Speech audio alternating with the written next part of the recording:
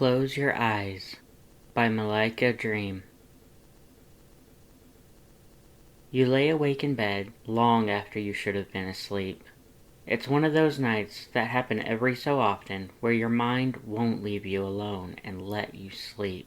It just keeps spinning its wheels, running through every reason you aren't good enough, everything you've ever done wrong, and you can just feel the edges of panic beginning to swell behind your eyes. In an attempt to stave off the inevitable, you reach for your neck and thumb the smooth fabric of the collar there. You try to remind yourself what he'd say to you, knowing he can feel your distress, but it slips away under the onslaught of negativity your current train of thought brings through.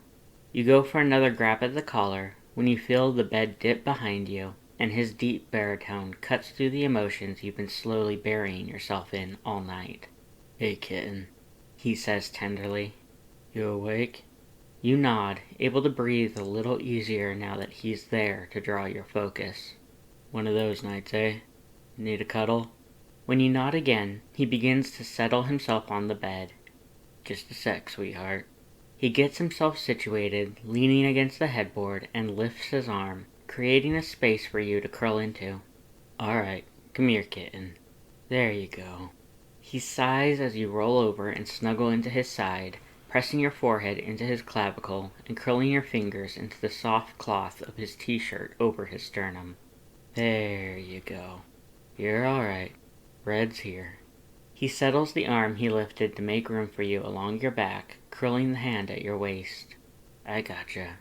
He presses his teeth against the top of your head. You take a few deep breaths, reveling in his scent and grateful for something to focus on other than the narrowly avoided panic attack and how pathetic it makes you that you couldn't even handle one night. "Hey." He interrupts your thoughts with a tap of his index phalange on the tip of your nose. "None of that now. You know I'll always come when you need me, kitten." He traces your hairline with the same phalange, and you lean into his touch. He presses another skeleton kiss to your forehead. You stay like that for a while, cuddled into his side, with his phalanges slowly stroking through your hair. A few minutes with the quiet, though, and the thoughts you've been avoiding begin to creep back in. "What you need, sweetheart?" he asks before your mind has a chance to get too lost in itself.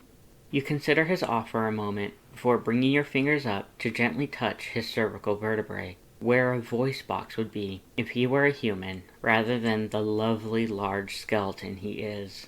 The one you're in love with, who fiercely protects you even when the one you're fighting is yourself. It's a shy kind of request, and you wish you could find the words to make it with your own voice, but he knows you well enough by now to understand your meaning. He gives you an indulgent grin. "Alright, if that's what my kitten wants, that's what my kitten gets. Come on, cuddle up. Close your eyes. There you are." He runs his phalange down your nose and thumbs your lips before trailing down to stroke at the collar. You release a heavy, contented sigh and nuzzle into his ribcage. You feel the rumble in his chest before you hear the rich notes of his deep baritone as he sings to you. With something so lovely to focus on as you drift off, your traitorous mind doesn't have the chance to misbehave again before you finally fall asleep. Thanks for all your support, Mala. It means a lot. Hey everyone, thank you so much for listening. If you liked it, hit the like button to let me know and subscribe to see what I make next.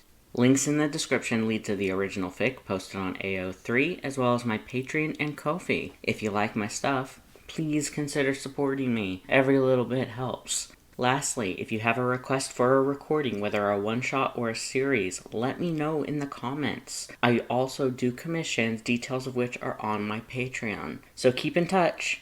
Bye!